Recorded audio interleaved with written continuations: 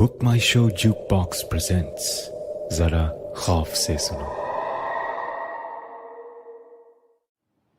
ये राजा जयदेव का बनाया किला है। इतिहास में कभी कोई दुश्मन फतेह न कर सका। इस किले में जो ये छोटी सी खाई है आपके सामने, यहाँ मीठे पानी का झरना हुआ करता था, जो 1752 यानी 1752 में जब राजा जयदेव की मौत हुई तो उसके बाद सूख गया।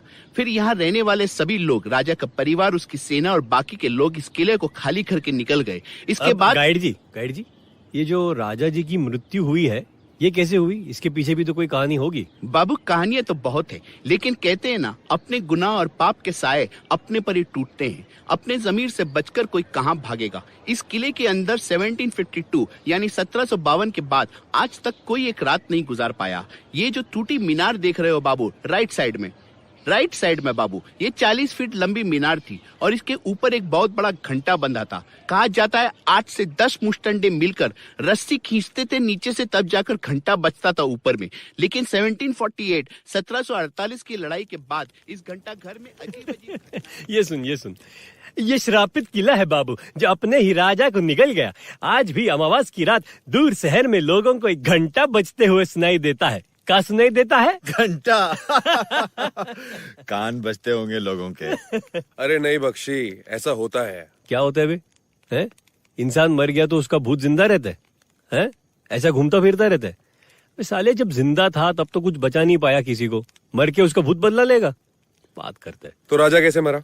गाइड ने बताया ना कि वो जो पड़ोसी राजा को जयदेव ने लूटा था, जिसकी रानी को जबरदस्ती अपनी रानी बनाया था, उस रानी ने आत्महत्या की और उसने ही किले को श्राप दिया। अबे तो वैसे तो प्रिया का भी भूत होगा, उसको भी बदला लेना चाहिए अपने ससुराल वालों से। मतलब? नहीं मतलब तेरी बहन ने भी तो सुसाइड किया था ना अपने ससुराल वालों से तंग आकर, तो मतलब तेरे लॉजिक और विश्वास के हिसाब से तो उसका भूत को भी बदला लेना। पर्सनल क्यों हो रहे तू तरुण है? और तू मेरी बहन के बारे में कैसे बात कर रहा है?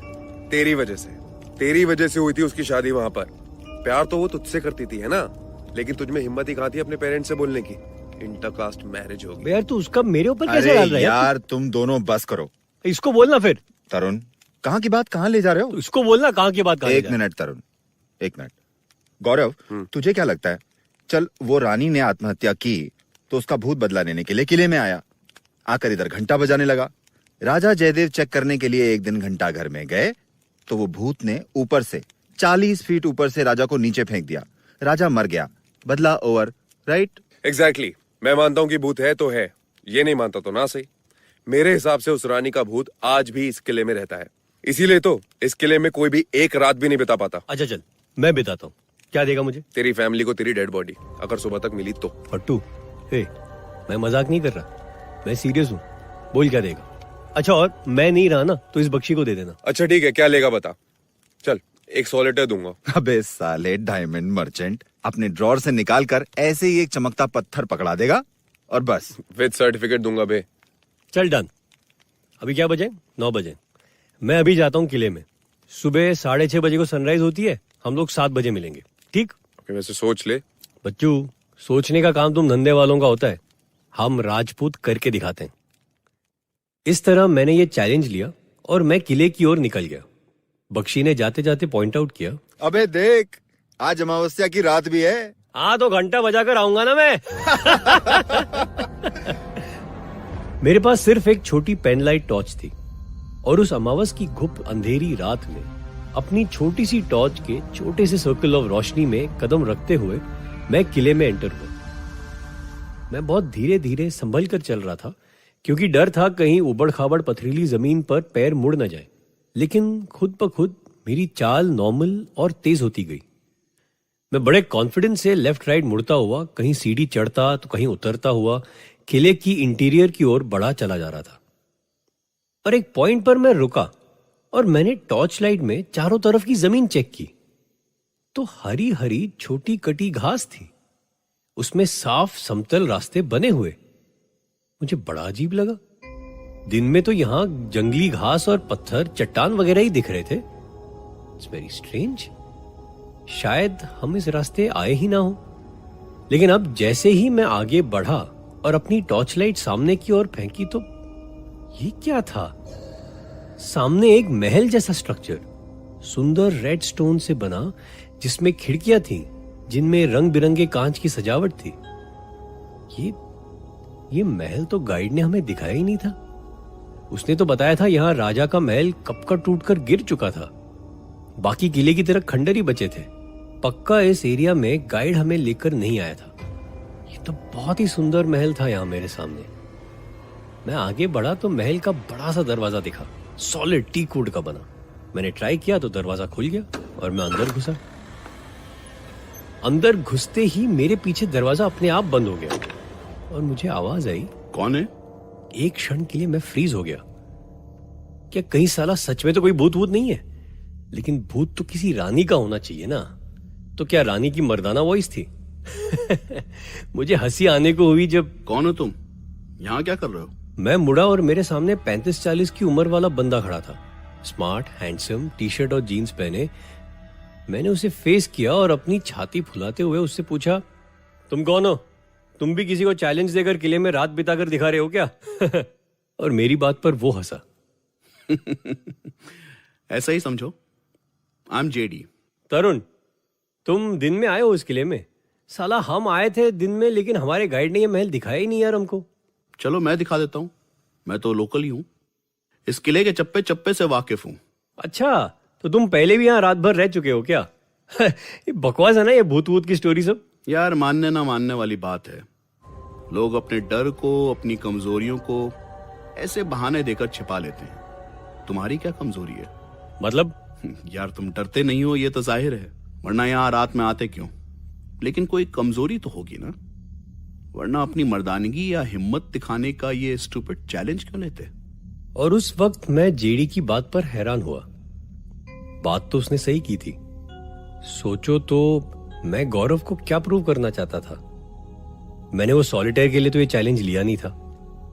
तो मैं क्या दिखाना चाहता था या क्या छुपाना चाहता था? क्या मुझे गौरव की वो बात चुप गई थी जब उसने कहा कि उसकी बहन प्रिया से शादी करने की मुझ में हिम्मत नहीं थी? लेकिन मैं क्या करता, मेरे घर वाले कभी नहीं मानते। मुझे मेरे पापा फैमिली से बाहर निकाल देते। मैं अपने पापा से डरता तो नहीं हूं, लेकिन I care for my family, I love my family. मैं उन्हें नहीं छोड़ सकता था। मतलब तुम्हारे प्यार में वो ताकत नहीं थी, यही कमजोरी है तुमने। हाँ, क्या कहा तुमने? मैंने नहीं, तुमने अभी यही बताया ना मुझे। मैंने इसे बताया नहीं तो? मैं तो ये सोच रहा था, क्या सच में मेरे मुंह से ये बात निकल गई? ऐसे कैसे हो सकता है?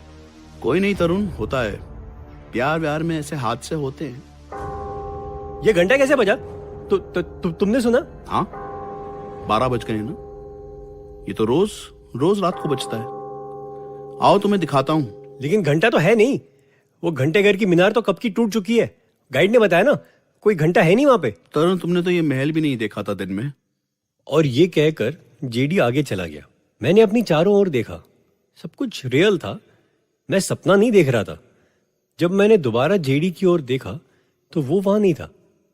मैं उसके डायरेक्शन में आगे भागा, पर मुझे वो महल के पीछे एक दरवाजे से बाहर जाता हुआ दिखा।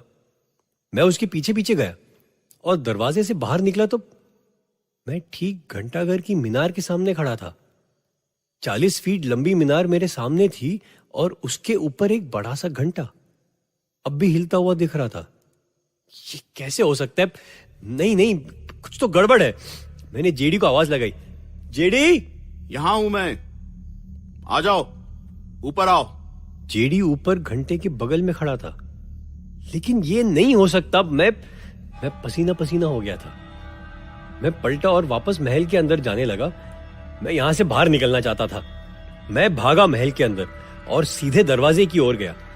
लेकिन रास्ते में मेरी नजर एक बड़ी सी तस्वीर पर पड़ी। तस्वीर जेडी की थी। ये कैसे हो सकता है? तस्वीर में जेडी ने राजा के कपड़े पहने हुए थे। मैं शॉक्ड तस्वीर को घूर रहा था जब मेरी समझ में आया, जेडी, जयदेव, मतलब राजा जयदेव का भूत। मैं एक भूत से बात कर रहा था। मेरे दिल की धड़कन तेज होने लगी। मैं पसीने में भीग रहा था। मैं मुड़ा और दरवाजे को जाकर जोर से पुश किया, लेकिन दरवाजा नहीं खुल रहा था। मैंने खींचा, सारी ताकत लगा दी, लेकिन दरवाजा खुल ही नहीं रहा था।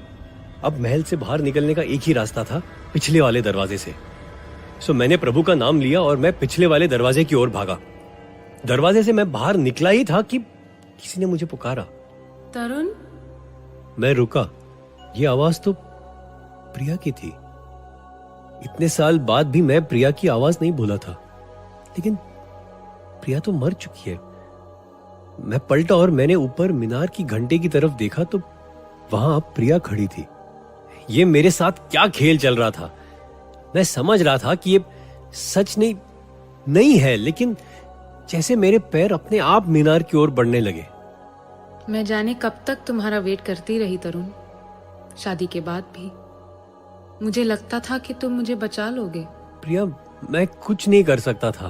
मैंने तुमसे सॉरी कहा था। नहीं तरुण, तुमने मुझे सॉरी कभी नहीं कहा। तुमने तो बात ही करनी छोड़ दी थी, जैसे कभी कोई रिश्ता था ही नहीं हमारा।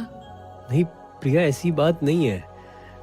मैंने तुमसे बात करनी छोड़ी थी, लेकिन तुम्हारे बारे में बात करता था मैं।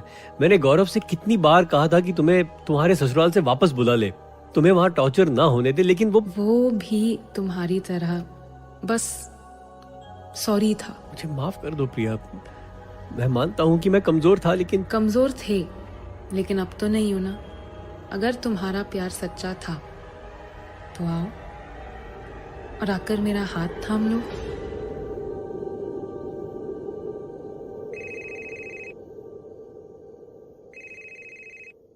गौरव और मैं तरुण के जाने के बाद अपने होटल वापस आ गए थे। होटल किले से ज्यादा दूर नहीं था।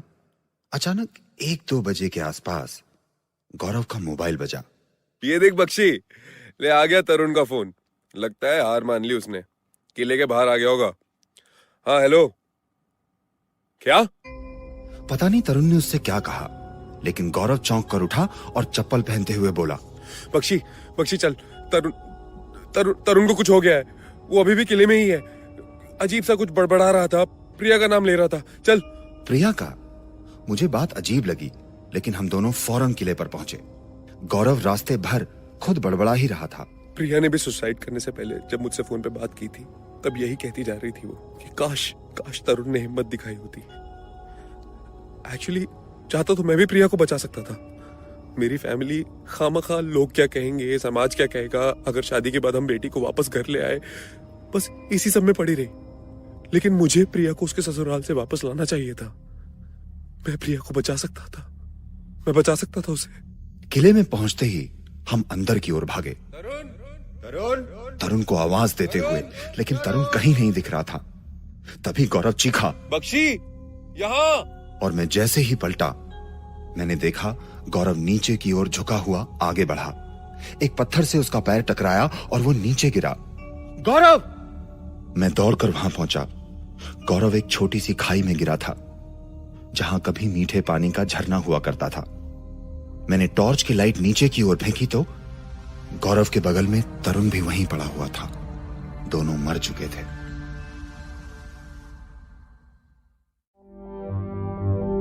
For Whom the Bell Tolls was written by Isha Sharma and Satyam Tripathi.